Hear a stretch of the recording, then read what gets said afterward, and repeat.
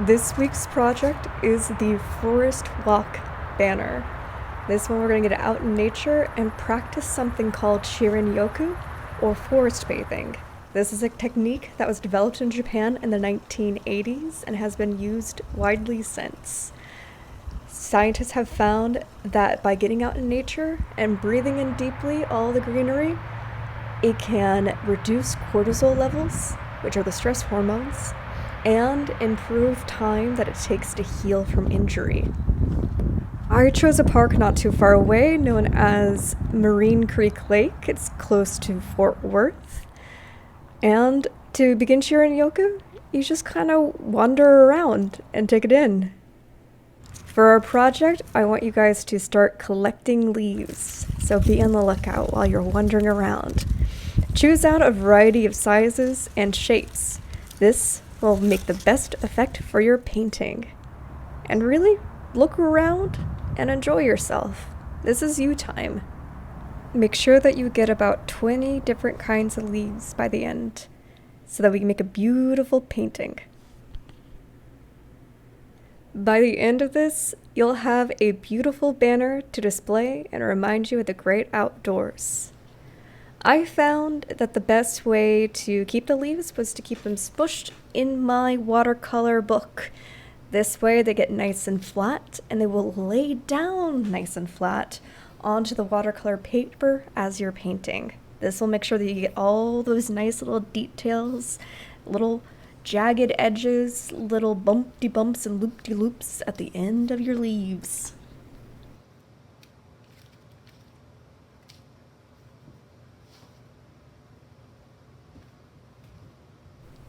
Take your leaves and kind of have fun arranging them in different ways. You can come up with so many different kinds of compositions.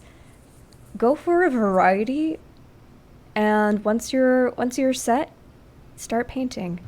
So I found the best kind of method was to go for colors that were alike. So for this one, I went for fall colors of yellow, orange, and red. So I started out with orange. I really loaded up a whole bunch of watercolor on the end of my brush. You're going to need to use a lot of water and then really wet the watercolor cake a lot and swirl it around a lot so that you're able to pick it up. Then always remember the best way to get all those details is to kind of start on the leaf and then paint outwards. So if you're painting a little bit on the leaf, that prevents the brush from slipping under the leaf itself, which will ruin some of the details and make it a little bit blurry. But, if mistakes happen, it's no worries because this is an abstract piece and will still look very pretty at the end.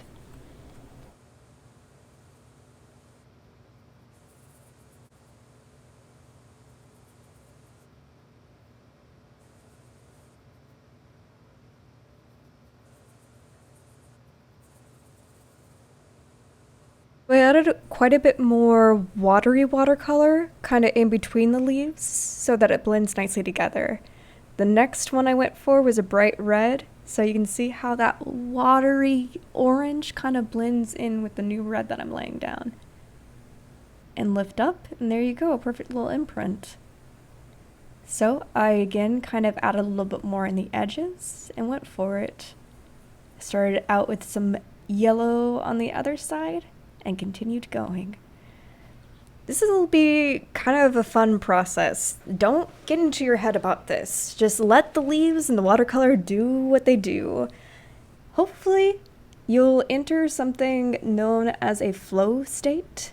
A flow state is kind of a state of mind where you're able to completely concentrate on the task at hand and let everything else just kind of melt away. Flow states are known to be really psychologically healthy and kind of a form of meditation.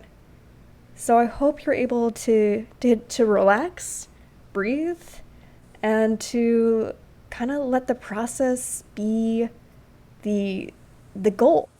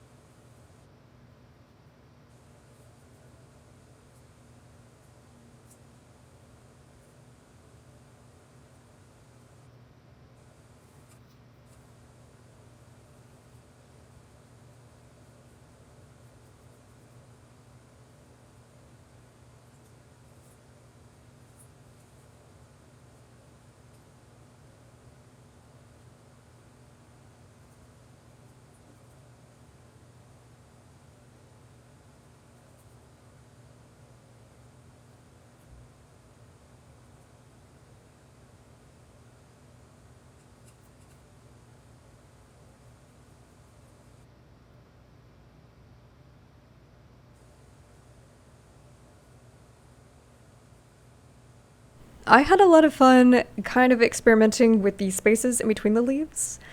There's a lot of techniques that you can use to blend in those colors. One I really like to use is just a lot of water, and then it's called wet on wet technique. So you put a lot of water down, and then you drop in some little drops of pigment. Pigment is the little bits that make up the color. So when you load up your brush with a lot of pigments, you drop that down into that water and it'll disperse in a really cool way.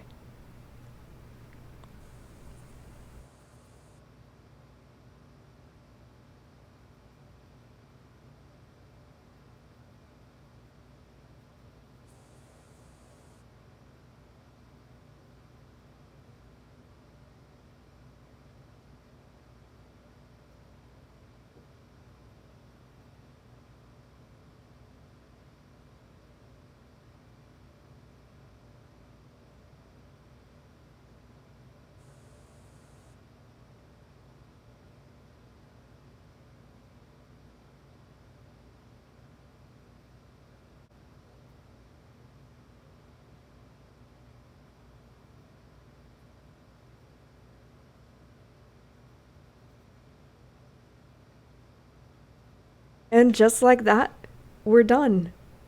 Let your watercolor dry. It probably only needs about the time it takes to make a nice cup of tea. Just adds to the coziness of our fall activity. Next, we're going to fold and cut our paper. So you want to fold it in the middle at the side where it's longest, and really press down and make sure you get a nice flat edge that you can cut along. So now cut along that edge. Try and make it as straight as you can. If you mess up, no worries. Try not to cut yourself. Now do the same for the next piece. Fold it in the middle and squish it down, and then cut along that fold. Try not to misplace your scissors.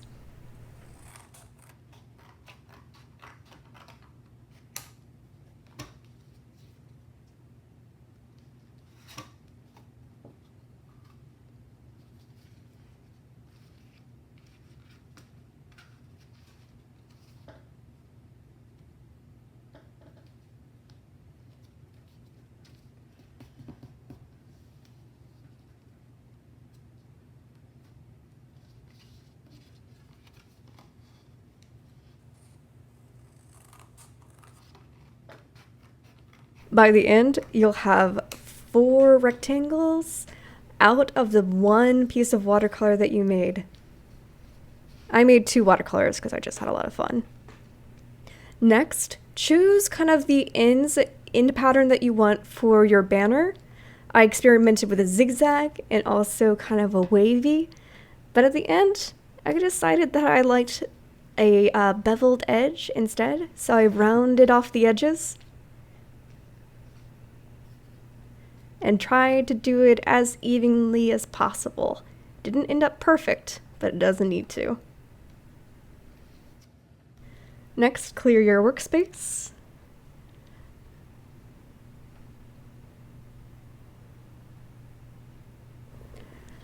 Now it's time to grab your twine and kind of measure it up against the watercolor.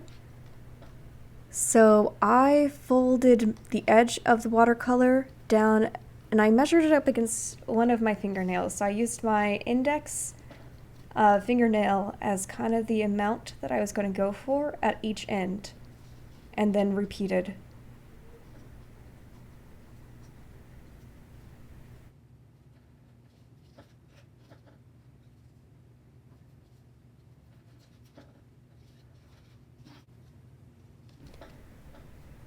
So I folded it over the twine and I grabbed my Elmer's glue and I laid down just a little bit down the full length of it. Kind of helps not to get it at the very, very end because you might get some glue dripping out of the sides once you press down. So press down for a bit. You know, it's not going to go over completely. We're going to flatten it later and let it dry. So do the best you can with this one and move on to the next little banner. I used my finger to kind of measure the space in between, so I had like a nice amount of room. So I used one finger's length and put it in between.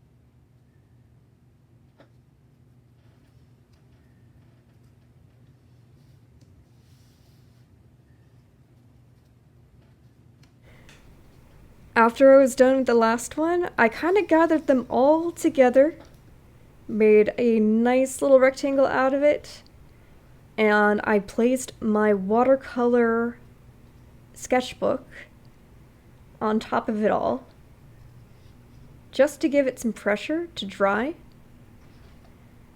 Unlike me, you might actually want to lay the watercolor pieces on the other side to where the glue side is on the table, because there's a possibility that the glue will leak out and then stick to the edge of the watercolor.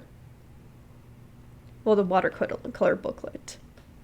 So place that down, make sure there's a lot of good pressure, and then maybe place some things on top of it just to give it some more weight.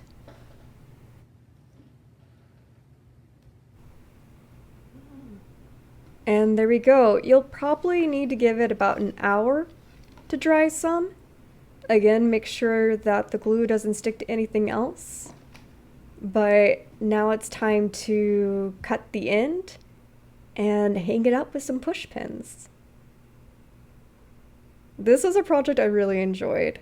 I discovered a lot of new techniques I could use, and I ended up with a really pretty banner that I'm happy to display.